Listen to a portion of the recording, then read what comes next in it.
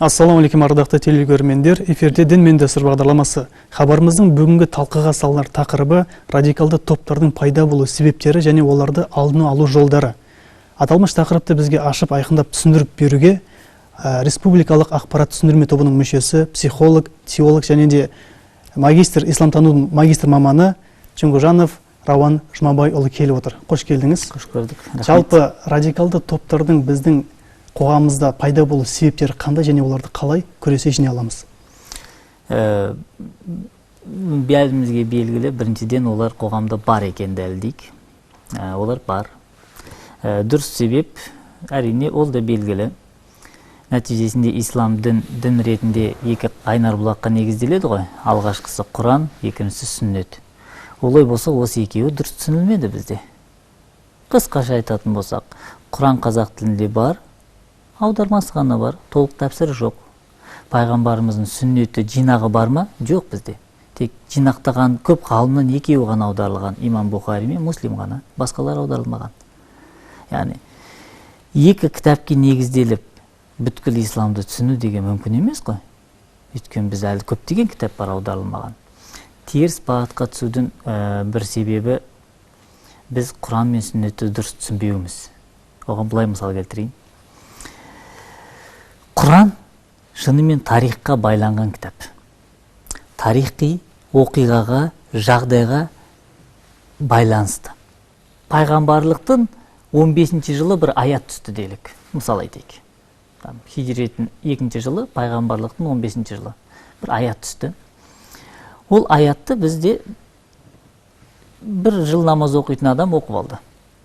Сұрайсың, бауырым, Құранда былай айтылған ғой дейді. Сен білесің бе бұл Құранда қашан түскен? Білмейді. Бұл 15-ші жылы түскен да. Ғалымдар бұны қалай түсіндіреді білесің бе? Білмейді. Бұл мынандай жағдайға қатысты түскен. Солай болған. Саған әлі ерте бұған амал етуге. Бұл аяттың салмағы 15 жыл пайғамбар сахабаларды тәрбиелеген. Сөйтіп болып, олардың имани деңгейлері жеткен кезде осы аят түскен да. Саған әлі ерте. Яғни біздің теріс бағытқа, радикалдық топқа ілесудің себебі Құран мен сүннет бізде бір уақытта да. Ол да өз кезегінде 23 жыл бойы түсті. Неғып біз хронологиялық деңгейде оқымаймыз, ол қалай түсті? Біз оны бүгін түскен сияқты бір күнде оқимыз. Орада мұсылмандардың қиналған жағында түскен аяттар бар. Қақтығыс уақытында түскен аяттар бар. Қажылыққа қатысты түскен, үйленуге қатысты, сауда-саттыққа қатысты, бүткіл өмірдің саласына қатысты түскен аяттар бар ғой. Бәрі бір уақытта түскен жоқ, 23 жылда түсті. Біз оны бір уақытта оқып аламыз деп қақалып қаламыз. Қазақша мысал айтсақ, тісі шықпаған балаға кесек ет берсе қақалады ғой. Сол сияқты да біз Қазақстан мұсылмандары қазір тікелей Құран мен хадистің тікелей кесек аяттарын оқып түсіне беретін деңгейде емеспіз. Бізге бұны ортада шайнап беретін ғалымдар керек. Өйткені біздің деңгейіміз белгілі. 30 жыл бұрын Құдай жоқ деп өскен бір ұрпақтың ұрпағымыз да. Біз енді бірден Құранды 30 жылда түсінкеттік, сүннетті түсінкеттік деп айтамаймыз. Олай болса, Құран мен сүннеттің мәтіні біздің халыққа қол жетімді болуы да проблем. Сол себептен бізде каждый второй, екінің бірі муфти ғой. Бір хадисті оқып алады. Брат, мен мына хадиспен амал етіп жүрмін, сүннет қой дейді. Ол хадисті қашан айтқанын белгісіз, білмейді. Оны қай ғалым қалай түсіндіргенін білмейді. Мысал айтатын болсақ, бір кісі дейді, осы алдың күні. Бір молда бар дейді, имам, үйге келіп Құран оқыды. Сол әкем бір ақша берді дейді, сыйақы. Аман болсын деп. Мен соны дұрыс түсіне алмадым дейді. Құранда аят бар ғой, «Вәлә тәштәру би аятиллахи сәмәнән қалила». Алланың аятын аз бағаға сатпаңдар. Ана біреу емеке сатты ғой дейді. Бауырым, бұл аятты білесің бе, қашан түсті десем білмейді. Егер бұл аят түсудің себебі, ол мынандай мағына ғой, тәпсір ғалымдары былай түсіндіреді. Еврейларға Таурат түскен, христиандарға Інжіл түскен. Олар соны былай болған ғой, бауырым, мен саған ақша, мына аятты көмін өзгертші деген ғой. Таурат өзгертілген ғой, Інжіл өзгертілген. Қалай өзгертілді олар? оларды қоғамның байлары өзгертті да. Өзіне ұнамайтын үкімді өздерінің поптарына, сол діни қызметкерлеріне ақша төлейтін болған да. Мен саған пәленше ақша, мына біреуді өзгерт дегенде маған ұнамайды. Түсініп алдың ба? Осы үшін аят түскен. Алланың сөзін аз ақшаға сатпаңдар деп. Тек бір имамның бір еңбегі бар екен. 4 жылдық оқығанда университетте, 5 жылдық медреседе Құран жаттаған еңбегі бар екен. Сен үйіне тентіреп келеді екен. Бір дұға істеп, бата істеп, Алладан тілейді екен. Сен оның еңбегінің ақысын бермесе, оған қандай мұсылман болды онда? Ол аят бұл үшін емес. Яғни әр аят бұл мысал ғой жай. Әр аяттың өзіне тән бір тарихи оқиғасы бар да. Біз осыны білмейміз. Бұл қоғамның теріс бір пікірде қалыптасудың үлкен бір себебі қазіргі таңда Қазақстанда. Құрани кәрім әрбір мен мұсылманмын немесе қазақпын деп жүрген азамат оқи ала ма түсінікті жағдайда, түсінікті деректермен жалпы? Немесе Құранның өзі түсінетін жайттары бар, адам түсіне алмайтын жайттары бар ма? Мен түсіндім. Құран кәрімді әрбір мұсылман кәлима шахадатты айтқан, ол жас болсын, кәрісі болсын, бәрі оқу керек, оқи алады. Мен айтып тұрғаным, соны оқып үкім шығаруға біздің құқығымыз жоқ. Оны ғалымдар шығарады. Біз соны оқып үкім шығарып береміз ғой, мен Құраннан былай оқыдым деп бір өзімше бір пәтуаны тебе саламыз. Ол болмайды. Тек әрбір мұсылман өз деңгейінде Алла тағаланың қалауымен бір нәрсе түсініп шығады. Бұл сондай кітапты. Бір жыл бұрын оқысаң Құранды, бүгінгі оқыған сияқты әсер етпейді. Бүгін басқаша әсер етеді. Мектеп оқушысы оқыса, оған бөлек әсер етеді. Студент оқыса, оған бөлек әсер етеді. Бір әже оқыса, оған бөлек. Отағасы оқыса, оған бөлек әсер етеді. Құран Алланың сөзінің хикметі сондай. Бәрі оқу керек біріншіден. Әркім өз деңгейінде түсінеді. Бұнда ешқандай үлес жоқ, бәріміз оқу керекпіз. Тек оны оқып та діни сауатымыз жетпеген күйде одан бір пәтуа шығару, ол ғалымдардың ісі. Біз осы арада қателестік. Құранды өзіміз оқып, өзіміз пәтуаны шығара бердік қой. Әркім өзі қалай ойлайды, қалай түсінеді, солай пәтуа шығарды. Осында қателестік.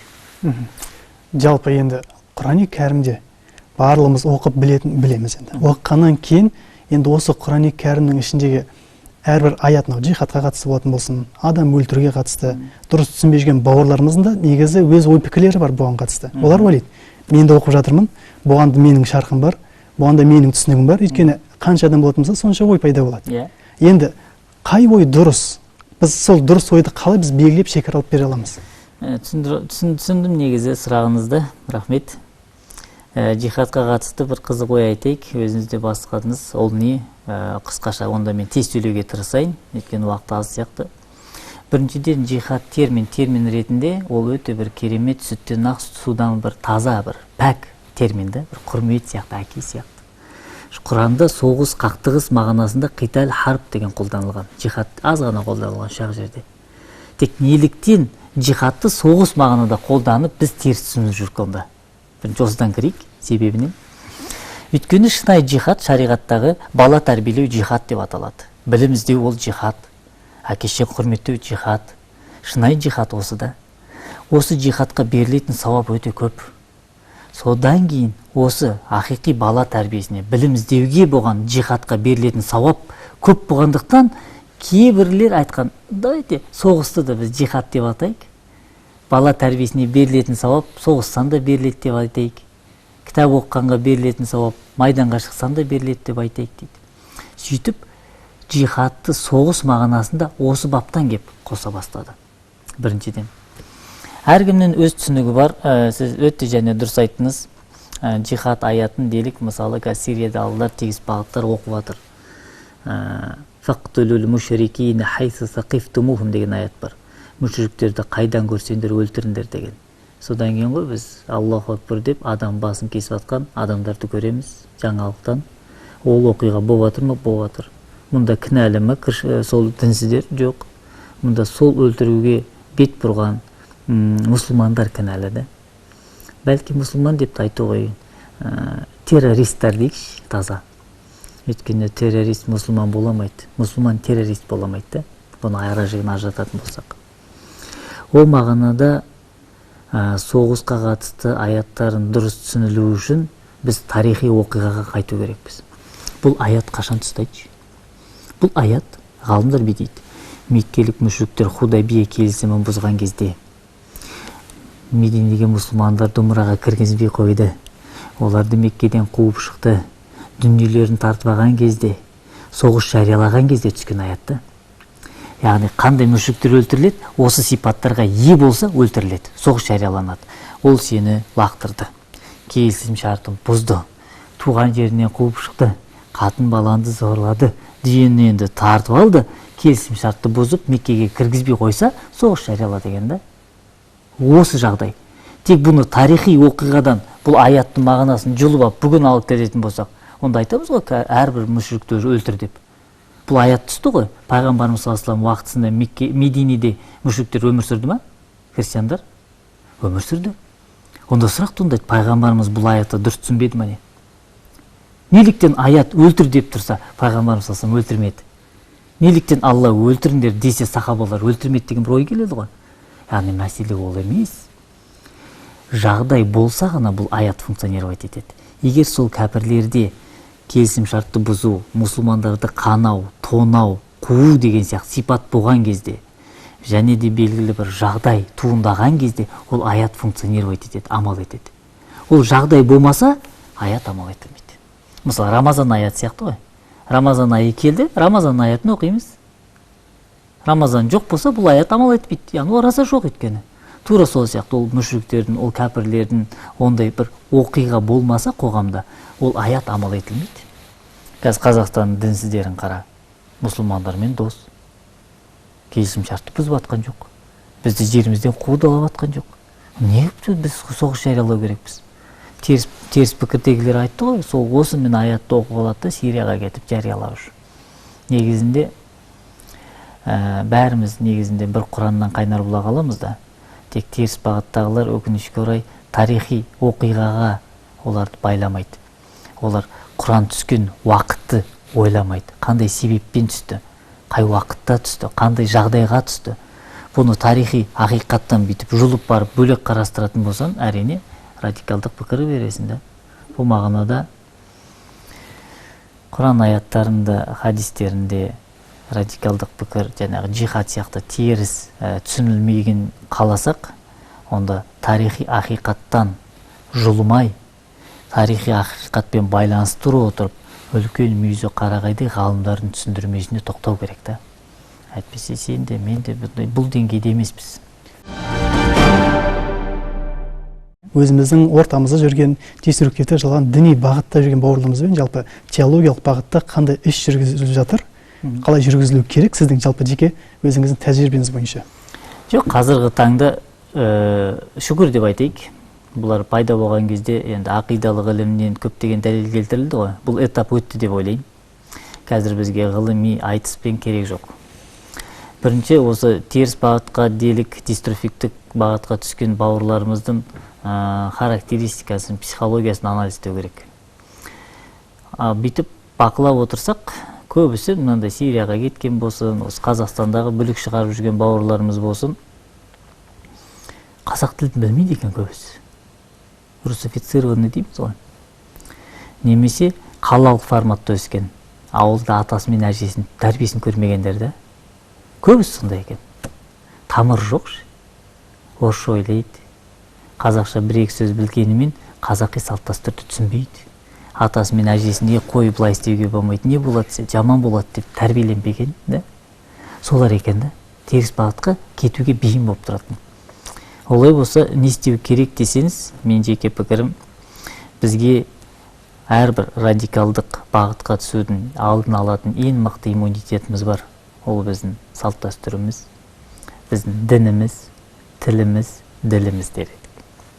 Шынымен, атасы мен әжесінің тәрбиесін көрген бала жарылып кет, радикалдың боламайды екен да. Қазақ тілінде ойлайтын, мысалы, бізде шүкір деген бар, обал деген сөз бар, да берекет деген сөз бар, баламасы жоқ қой басқа тілде. Осы біздің терминдарымыздың өзі бізге ең мықты иммунитет болып қалыптасады екен да. Мақал-мәтел елімізді жатқа білсек, салт-дәстүрімізді білсек, өйткені біздің дініміз, біздің салт-дәстүріміз ислам дінімен 100% қатар параллельді, қарсы келмейді. Онда бізге дінді дұрыс түсінігін беру керек деген болсақ, ал қазіргі таңда исламофобия дамыды, дін деген сөзді айтсаң үркейтін болса айтпайды онда. айтайық, бұл сенің атаңнан қалған дәстүрің емес па, салтың емес па? Шалбар киген еркектер жұма күні жұма намазға бару керек емес па? Балағатқа толған әрбір мұсылман ораза ұстау керек емес па? Бұл атаңнан қалды ғой, мирас болып. Деп, біз өзіміздің тілімізді, классик жазушыларымызды оқып, өзіміздің салт дәстүрімізді дәріптеп, қайнар бұлағымызға қайту қазір өте маңызды дер едім. Және де өсіп келе жатқан ұрпаққа да олар қорықпай, уайымдамайды, ата-аналар. Мәскеуге барып университет оқиды, Алматыға барады, Астанаға барады, Лондонға барады, оқиды ғой студент болып. Тек оларға қазақи салт дәстүрді, тілімізді, классик жазушыларымызды көп оқыған бала еш жерде, қай мемлекетте болмасын, ешқандай теріс бағытқа түспейді екен да. Сол себептен бүгінгі таңда өте өзекті біз өз тілімізге қайтайық, қайнар бұлағымызға қайтайық, классиктарымызды оқиық, мақал-мәтел салт дәстүрімізді оқиық. Қазақстанда қазақтар қазақша сөйлеп бастайық. Өзімізді, ойымызды алып келейік. Өйткені біздің қазақи иммунитет, салт дәстүр, қайнар бұлақ ең мықты антивирус. Осыған көңіл бөлсе, нұр үстіне нұр болар еді дедім. Бұл теріс бағытқа түсіп кетудің алдын алуда осы. Ал егер енді түсіп кеткендерге бұл тәсіл жарамайды әрине. Түсіп кеткендерге ол мамандармен бөлек талқылап сөйлессе болады, но қысқаша айтатын болсақ, диалогқа шығу керек қой. Біз оларды жамандап, сен жаман екенсің, сен террорист екенсің деп бетіне басқаннан ешқандай пайда таппаймыз. Бауырым, қош бол, жүр, шай ішейік деу керек та. Сөйлесейік дұрыстап, жүріп қайтайық екенбіз. Не болды, не болып түсінбей жүрсің өзі? Бізге диалог керек. Яғни теріс бағытқа түсіп кеткендерге мүмкін болса диалогқа шығу керек. Теріс бағытқа түсіп кетеді-ау деп мектеп оқушылары, студенттер алдын алу үшін ең мықты ұсынатынымыз ол салт дәстүрлер еді. Қысқаша осы. Жалпы қазіргі таңда әрбір өз-өзін мұсылман санаған қазақ немесе басқа да бір ұлт өкілдері өзінің дінін жалпы маман болу үшін емес, бір ислам танушы болу үшін емес, адасып кетпейтін қалдай білу керек негізінен. Сол адасып кетпейтін қалдың жалпы шекарасы қандай? Не нәрсені білу керек адасып кетпеу үшін? Бұнда әр кезеңде әртүрлі бір деңгей десек болады. Бұл адасып кетпеу, фундаментті білу, егер орта ғасырда айтса, олар айтар толық Құранды жатқа білуін саған жетеді дегендей. Тек бүгінгі шарттар оны мүмкіншілік бермейді. Шариғатта маълум минад-дин бид-дарура деген бар. Діннен міндетті түрде әр мұсылман білу керек. Ол иманның шарттары. Яғни ол діннің діңгегі делік. Яғни діңгекті негізгі білу керекпіз. Ол Аллаға иман, яғни иманға қатысты бір екі кітап біту керекпіз. Ислам ғылым қалын оқу керекпіз. Енді нәтижесінде мұсылманбыз.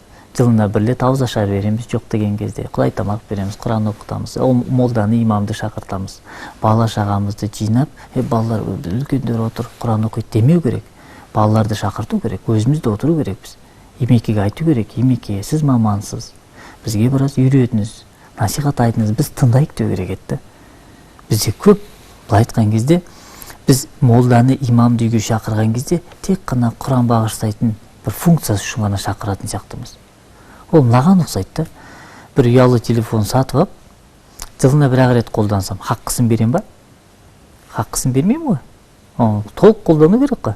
Тура сол сияқты. Молданы шақырып аламыз, тек Құран оқытамыз, Аллаху акбар дейміз де болды.